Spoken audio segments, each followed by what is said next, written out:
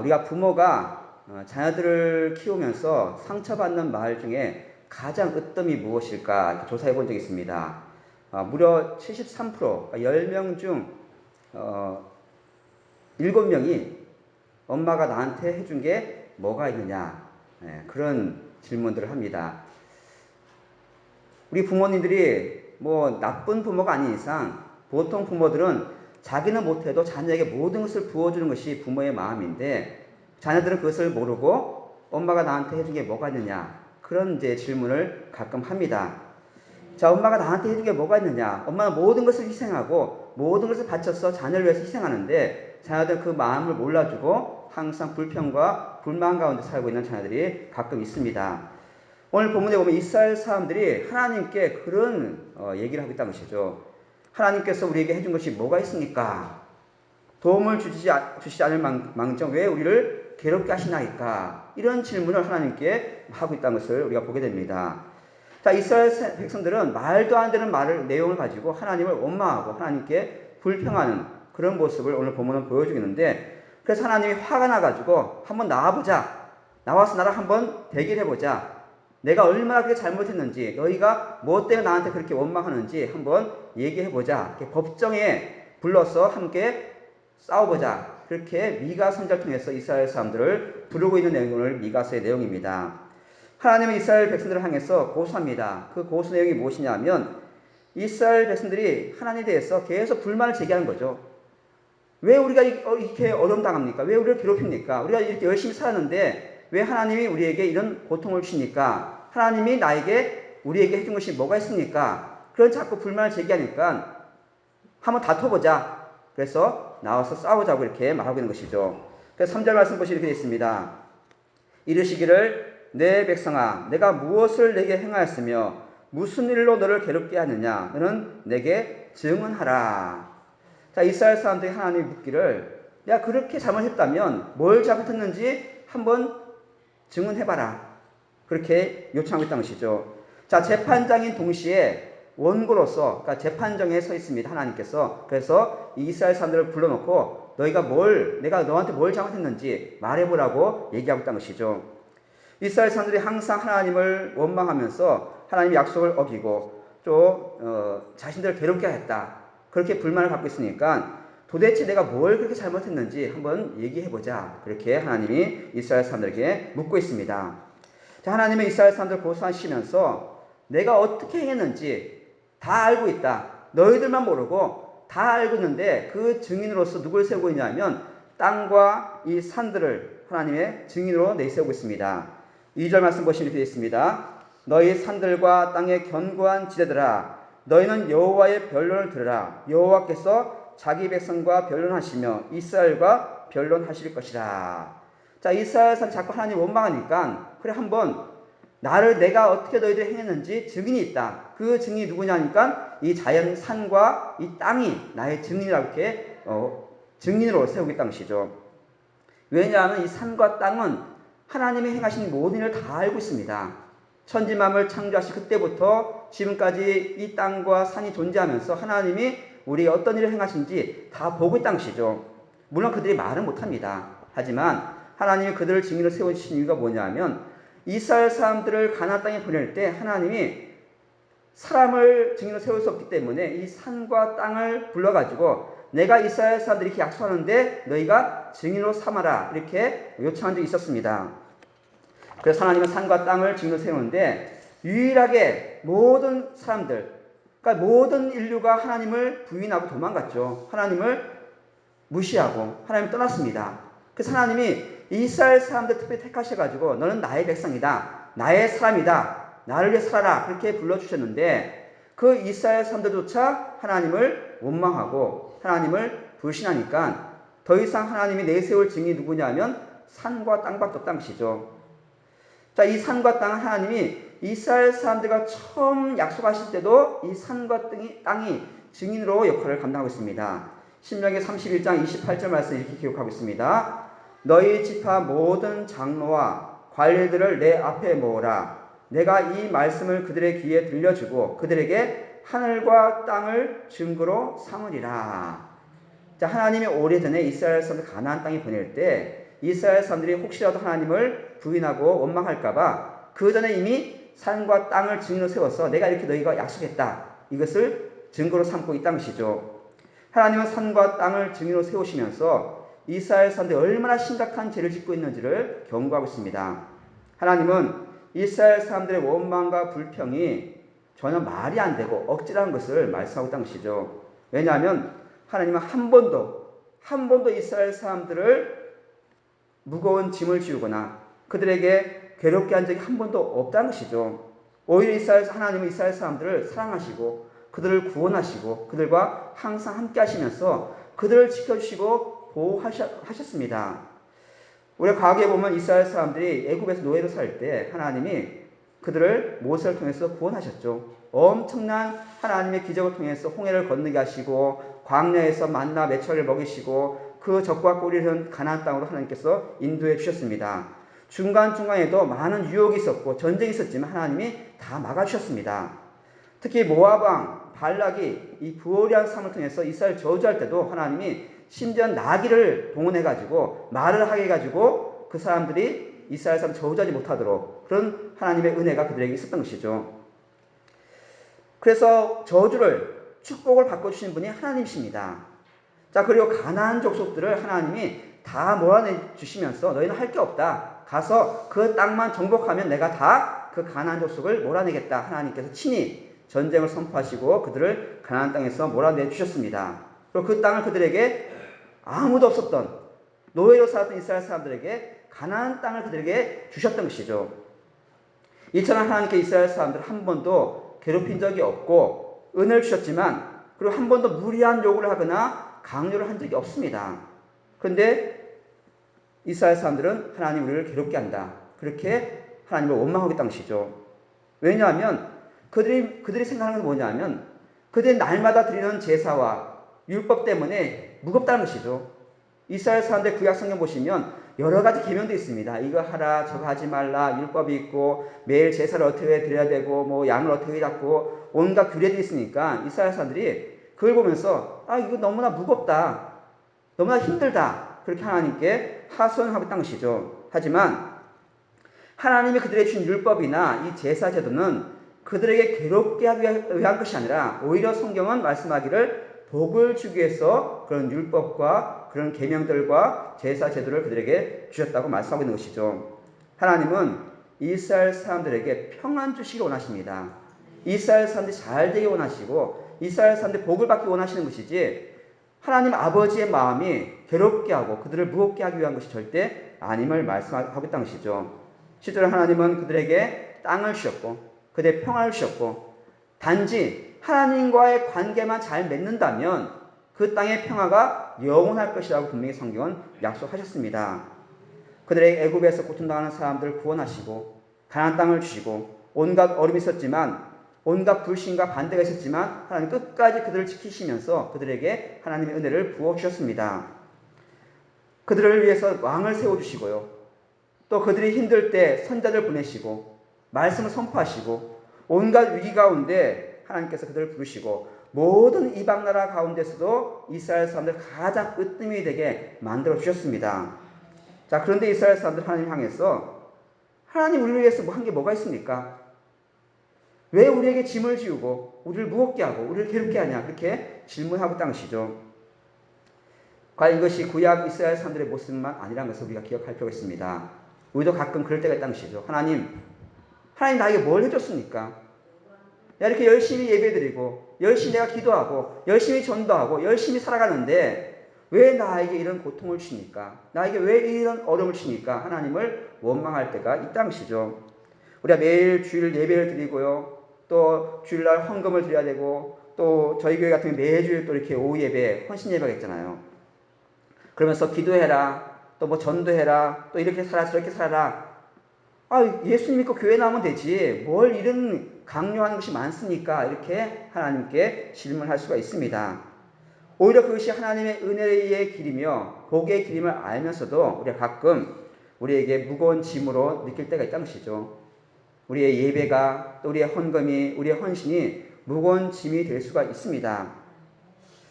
자, 이스라엘 사람들이 그런 불평하고 있다는 것이죠. 그래서 오늘 본문은 미가 선지자가 이스라엘 백성을 대표해서 하나님께 질문하고 있습니다. 그러니까 미가 선지자가 그런 마음이 있는 것이 아니라 이스라엘 사람들의 마음이 어떤지를 미가가 그렇게 대언하고 있다는 것이죠.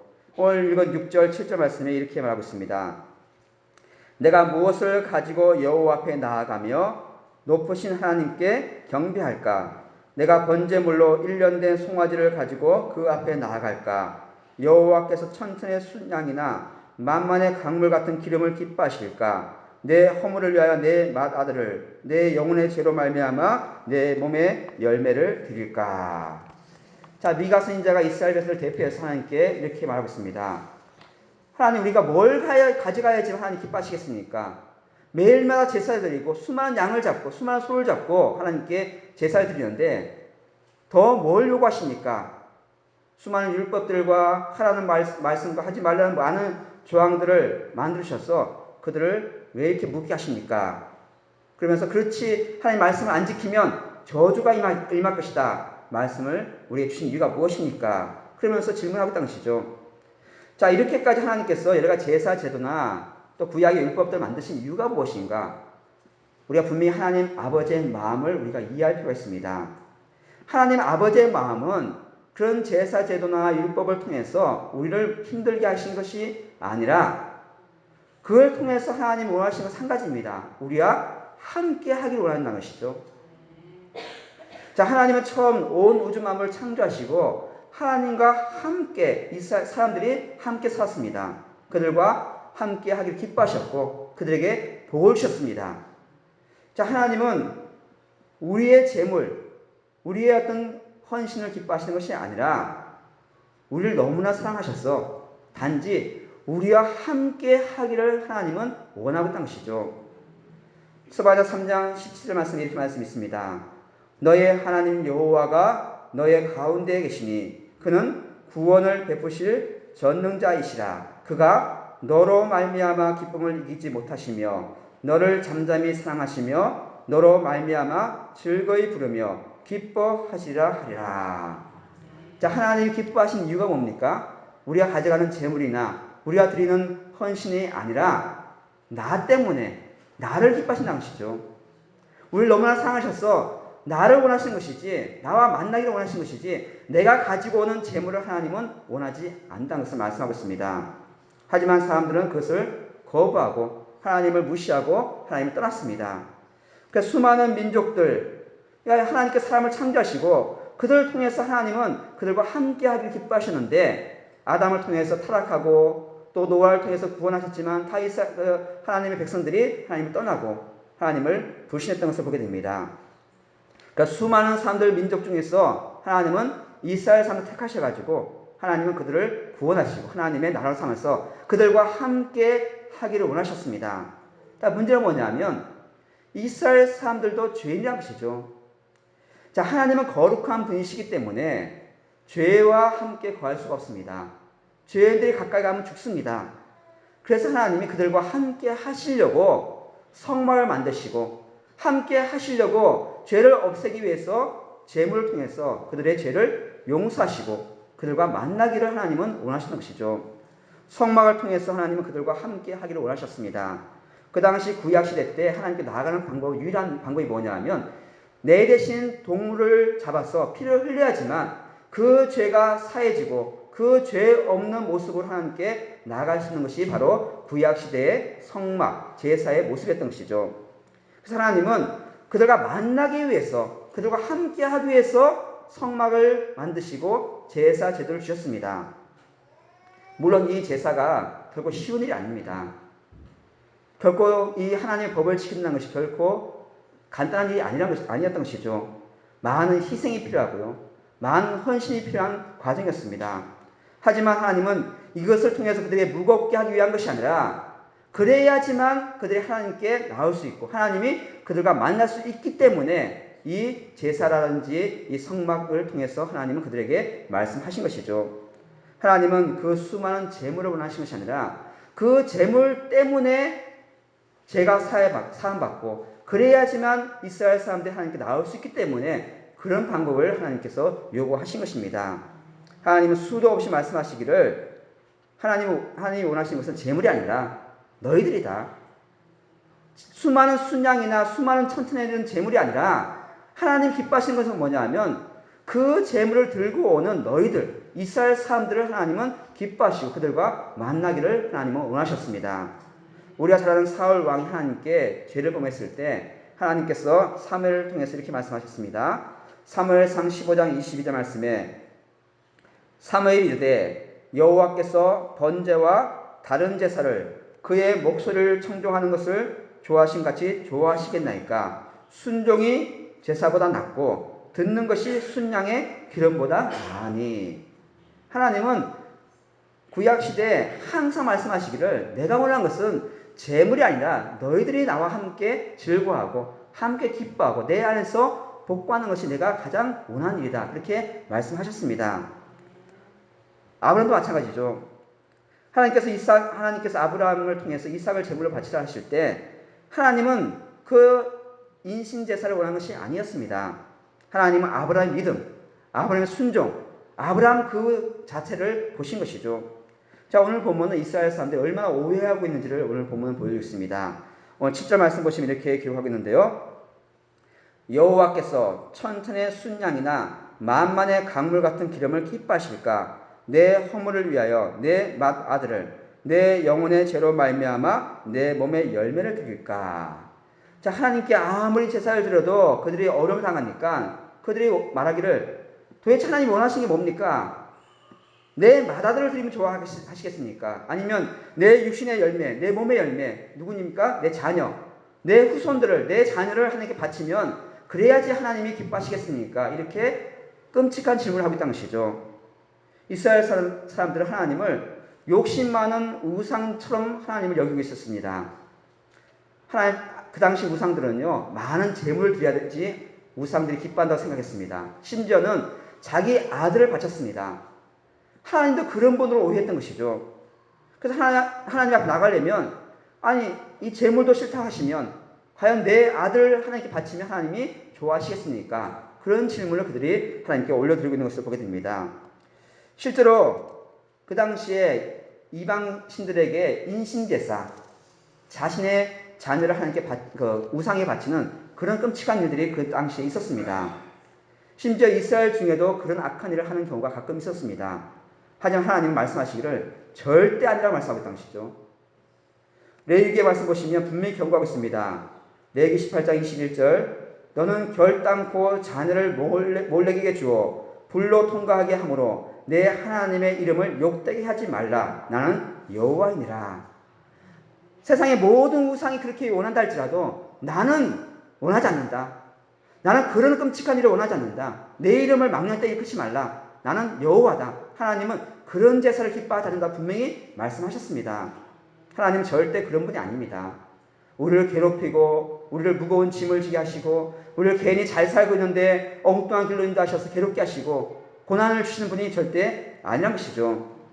하나님은 최선을 다해서 우리가 잘 되기를 원하시고 우리가 복받기를 하나님이 원하십니다. 심지어 하나님은 우리를 구원하시기 위해서 맏아들을 독생자 예수님을 우리를 위해서 내어주셨습니다. 그것이 바로 하나님 아버지의 마음이란 것이죠. 하나님은 자식을 제물로 바치는 자를 반드시 죽이라고 명령하셨고 그런데도 불구하고 이스라엘 사람은 실제로 자녀를 몰래게 전을 바치고 엉뚱하게 하나님을 향해서 왜 우리에게 그런 것을 요구하십니까? 왜 우리를 괴롭힙니까? 그런 말도 안 되는 불만을 오늘 본문에서 토로하고 있다는 것이죠. 사실 그 당시에 이 미가 시대에 보면요, 참 끔찍한 시대였습니다. 그 당시 결코 평안한 시대는 아니었습니다. 전쟁이 계속되고요, 기근이 끊어지지 않고 사회적으로 불안하고 정말로 어디 마음 둘 데가 없는 그런 끔찍한 시대를 그렇게 살면서 하나님을 원망하고 있다는 것이죠. 그 이유가 무엇이냐면 하나님이 그렇게 하신 것이 아니라 그들이 하나님을 버리고 우상을 섬기고 죄를 지었기 때문에 하나님께서 심판하신 것이지 하나님이 일부러 그들에게 그런 끔찍한 일을 그들에게 주신 것은 아니란 것입니다. 그들이 지금 힘들고 괴로운 것은 하나님이 하신 것이 아니라 하나님을 떠나서 자신들의 죄 때문에 어쩔 수 없이 하나님께서 그들을 사랑하시는 마음으로 채찍질 하신 것이지 결국 하나님의 본 마음은 그런 것이 아니었습니다. 심지어 그들은 이 어려움을 통해서 자신들의 민족, 자신들의 함께 있던 그 이스라엘 사람들을 괴롭히고 힘들게 하였습니다. 하나님 말씀하시기를 제발 내 말 좀 들어라. 내가 이미 말했고 또 말했는데 제발 그러지 말고 내 말에 내가 원하는 것이 뭔지를 잘 듣고 내 말에 순종하라고 그렇게 말씀하고 있습니다. 미가서 6장 8절 새로운 번역을 한번 보시면 이렇게 기록하고 있습니다. 너 사람아 무엇이 착한 일인지를 주님께서 이미 말씀하셨다. 주님께서 너에게 요구하시는 것은 그것이 무엇인지도 이미 말씀하셨다. 오로지 공의를 실천하며 인자를 사랑하며 겸손히 내 하나님과 함께 행하는 것이 아니냐. 자, 그들이 지금 하나님을 원망하는 이유가 뭐냐면 여러 가지 사회적인 불안들, 어려움이 있었던 것이죠. 하나님이 그렇게 하신 것이 아니라 자기들끼리 싸우고 자기들끼리 민족들을 확대하고 자기들의 형제를 미워하면서 서로 싸우면서 그런 어려움 가운데 있으면서 하나님을 향해서 하나님 왜 우리에게 이런 어려움 주십니까? 말도 안 되는 그런 질문을 하고 있던 것이죠. 말씀 뵙겠습니다. 자, 하나님이 이스라엘 사람들에게 제사를 요구하시고 흠없는 깨끗한 제물들을 요구하셨습니다. 하지만 하나님은 그 제물 자체가 아니라 그 제물을 준비하면서 하나님을 사모하는 마음으로 나오는 자신의 죄인임을 깨닫고 하나님께 나오는 그런 예배자, 그 사람을 하나님 원하신 것이지 그 손의 제물을 하나님은 절대 기뻐하지 않습니다. 오늘 본문은 하나님은 우리가 함께 거하기 기뻐하시고 함께 하기 위한 방법을 우리에게 제시하셨는데 그것이 뭐냐 하면 제물이 아니라 제사가 아니라 그 제물과 제사를 통해서 하나님의 뜻이 무엇인지를 알고 그 뜻을 행하라고 말씀하고 있다는 것이죠. 제사를 드리지 말라는 얘기 아닙니다. 예물이 필요 없다는 얘기도 아닙니다. 물질이 있는 곳에 우리 마음도 있습니다. 하나님은 돈이 필요 없지만 우리가 요즘 시대에 가장 가치 있는 것, 더 좋은 것이 있으면 드릴 텐데 드릴 것이 없기 때문에 돈을 예물로 드리는 것이죠. 하나님은 잘 준비된 예배, 또 정성이 담긴 예배를 기뻐하십니다. 하지만 그 예배 자체, 나 교회 나왔어. 나 오늘 예배 드려. 나 오늘 헌금 드렸어. 그 예물과 그 형식적인 예배를 기뻐하시는 것이 아니라 예배를 드리는 우리를 기뻐하시고 우리와 만나기 원하시고 우리에게 복을 주시기를 하나님은 기뻐하신다는 것이죠. 구약시대와 마찬가지로 우리가 하나님께 지금은 소를 잡거나 양을 잡지 않습니다. 하지만 하나님 말씀하시기를 내 앞에 나오려면 구약시대처럼 그렇게 제사를 드리지 않지만 우리가 해야 할 일이 있음을 구약시대 이 미가서를 통해서 우리에게 말씀하시고 있습니다. 가장 좋은 송아지로도 1000마리의 양을 갖고 와도 하나님은 만나주지 않습니다. 심지어 구약시대 어리석은 이스라엘 사람들처럼 이방신에게 아들을 바치는 것처럼 아들을 바쳐도 하나님은 만나주지 않습니다. 하나님은 우리를 거부하신 것이 아니라 우리의 죄 때문에 우리가 하나님께 나갈 수가 없는 것이지 하나님은 우리를 거부하지 않습니다. 그래서 오늘은 미가서를 통해서 하나님이 우리와 만나기 위해서 그 방법이 무엇인가 3가지를 말씀해 주고 있습니다. 그것은 뭐냐면 이미 말씀하신 것인데 정의를 행하며 인자를 사랑하며 겸손하게 내 하나님과 함께 행하는 것이라고 분명히 우리에게 알려주고 있습니다. 정의를 행하는 것 무엇입니까? 하나님을 사랑하고 이웃을 사랑하는 것. 지금 이스라엘 사람들은 하나님께 예배드린다고 하면서 형제들을 괴롭히고 그들을 착취하고 그들을 무시하고 그들을 조롱하면서 하나님께 예배만 드리면 다 된 것처럼 그렇게 오해하고 있다는 것이죠. 정의로움, 인자, 하나님과 함께하는 것, 이것은 하나님이 가장 기뻐하시는 예물이고 제사가 될 줄 믿습니다. 하나님은 공의의 하나님이십니다. 하나님은 인자, 자비로운 하나님이심을 말씀하고 있습니다. 공의와 자비, 하나님의 성품, 하나님의 속성을 하나님의 자녀의 우리가 그것을 가지한다는 것이죠. 이 땅에 살면서 예수님 말씀하시기를 예배 드려 나올 때 만약 형제와 다투는 일이 있다면 그걸 내려놓고 먼저 가서 형제와 화해하고 그제서야 와서 예배드리라고 말씀하고 있다는 것이죠. 서로 사랑하는 것, 은혜를 베푸는 것, 남을 섬기는 것, 그것이 하나님 가장 기뻐하시는 예물이고 제사인 줄 믿습니다. 더 중요한 것은 그렇게 하지 않으면 하나님과 함께 동행할 수가 없다는 것이죠. 내가 죄 가운데 있으면서, 내가 정의를 행하지 못하면서, 내가 공의롭지 못하면서 죄 가운데 있는데 하나님은 죄인인 우리들을 절대 만날 수가 없습니다. 구약에 기록된 수많은 제사와 율법은 죄 많은 인간 세상 속에서 하나님의 공의를 선포하고 이웃과의 화목을 하기 위해서 하나님이 주신 제도지, 그 제사 자체, 그 제물 자체가 우리를 거룩하게 하는 것은 절대 아니라는 것이죠. 하나님이 원하시는 것은 분명히 보여주셨습니다. 성막을 통해서, 구약 율법을 통해서 정말로 죄를 멀리하고 하나님을 기뻐하면서 하나님께 나오라고 말씀하고 있다는 것이죠. 근데 이스라엘 사람들은 그 말씀은 무시해버리고 듣지 않고 하나님이 기뻐하지 않는 일들을 행하면서, 정의롭지 못한 일들을 행하면서 왜 하나님 우리를 이렇게 괴롭게 합니까? 그런 질문을 오늘 본문은 드리고 있습니다. 오늘 하나님 요구하신 이 세 가지 삶은 그냥 가만히 있는 것이 아니라 실제로 행동으로 옮겨야 됩니다. 하나님의 말씀을 실천으로 행해야 한다는 것이죠. 정의를 행한다는 것은 뭐냐면 가난한 자들 도와줘야 되고요. 힘없는 자들 우리가 돌봐줘야 되고, 그들 위해서 우리가 기도해야 되고요. 그들 위해서 우리가 섬길 필요가 있음을 말씀하고 있습니다. 인자를 사랑한다는 것은 형제와 이웃에 대해서 우리가 가져야 할 마음 자세입니다. 우리의 형제를 바라볼 때 자비로운 마음으로, 인자한 마음으로, 왜냐하면 우리가 하나님의 자녀이기 때문에 그런 마음으로 우리 이웃들을 바라봐야 하는 것이죠. 우리 이웃을, 또 민족을, 형제를 배려하고 그들을 위해서 열심히 살아가는 것, 그것이 하나님이 기뻐하신 일이고, 그러할 때 세 번째, 겸손하게 하나님과 함께 동행할 수가 있는 것입니다. 하나님과 동행할 때, 또 하나님과 동행하면요, 하나님과 함께하면 또 다시 나가서 우리가 정의를 행할 수가 있고, 사랑을 베풀 수가 있고, 남을 섬길 수가 있는 것이죠. 또 그러면 하나님과 더 가까워지게 되고요, 또 그 힘을 얻어서 또 다른 사람들에게 섬기며 사랑을 베풀 수가 있는 것입니다. 우리가 힘들고 괴롭고 무겁다고 여기는 이유가 무엇입니까? 하나님이 우리를 괴롭게 하시는 것이 아니라 우리가 스스로 괴롭힘을 당하고 있다는 것이죠. 우리가 해야 할 일들을 하지 않기 때문에, 하나님 기뻐하시는 일들을 행하지 않기 때문에, 우리가 정의롭지 못하기 때문에 우리가 괴롭고 힘든 것이지, 하나님은 절대 우리를 괴롭히거나 우리에게 이런 무거운 짐을 주시는 분이 아닙니다. 하나님이 요구하시는 삶을 살지 못하기 때문에 하나님과 함께 할 수 없고, 하나님과 함께하면 참된 기쁨을 누릴 수가 있는데, 우리가 하나님이 원하시는 기뻐하시는 삶을 살지 못하기 때문에 하나님과 함께 할 수 없고, 하나님과 함께 할 수 없기 때문에 우리 마음속이 괴롭고 힘이 든다는 것이죠. 하나님은 우리에게 은혜를 베풀어 주셨습니다. 천국과 지옥의 차이점이 뭘까요?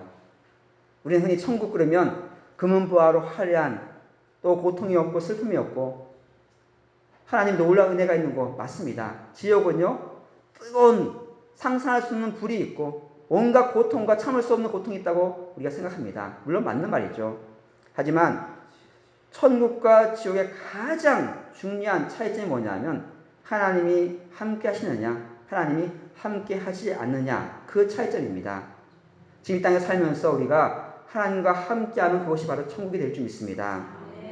우리가 힘들고 괴롭고 고통스러운 이유는 뭐냐면 하나님과 함께 하지 못하기 때문에 우리가 힘들고 어려울 수 있다는 것이죠. 하나님과 함께 하지 못하는 이유가 무엇입니까? 말씀대로 살지 못하면, 우리가 죄 가운데 있으면 하나님과 함께 거하기가 쉽지 않습니다. 왜냐, 하나님은 거룩하신 분이기 때문에 우리가 날마다 하나님께 나와서 거룩한 삶을 통해서 하나님께 나아가는 여러분 되기를 원합니다.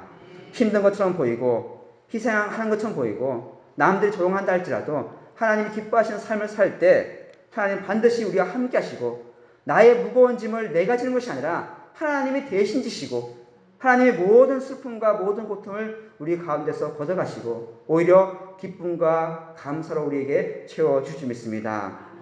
하나님은 절대 우리를 실망시키시는 분이 아닙니다. 하나님이 이미 우리에게 말씀하신 그 말씀대로 살면서 오늘 맥주 감사주를 통해서 하나님이 기뻐하시는 것이 무엇인지, 우리의 예물이 아니라 우리 자신, 우리의 마음, 우리의 행동, 우리의 삶을 통해서 하나님을 기쁘시게 하는 여러분 되기를 간절히 소망합니다. 그래서 하나님과 함께 걸어가는 인생이 되어서 매일매일 매 순간이 정말 천국을 경험하고 정말 기쁨이 넘치고 비록 우리가 육신이 아프고 또 이 땅을 바라볼 때 어려움이 있다 할지라도 하나님만 함께 한다면 그것이 가장 큰 기쁨이 되고 가장 큰 은혜가 될 줄 믿습니다. 그런 기쁜 삶을 또 그런 은혜가 여러분 삶 가운데 넘치기를 저는 축원을 드립니다.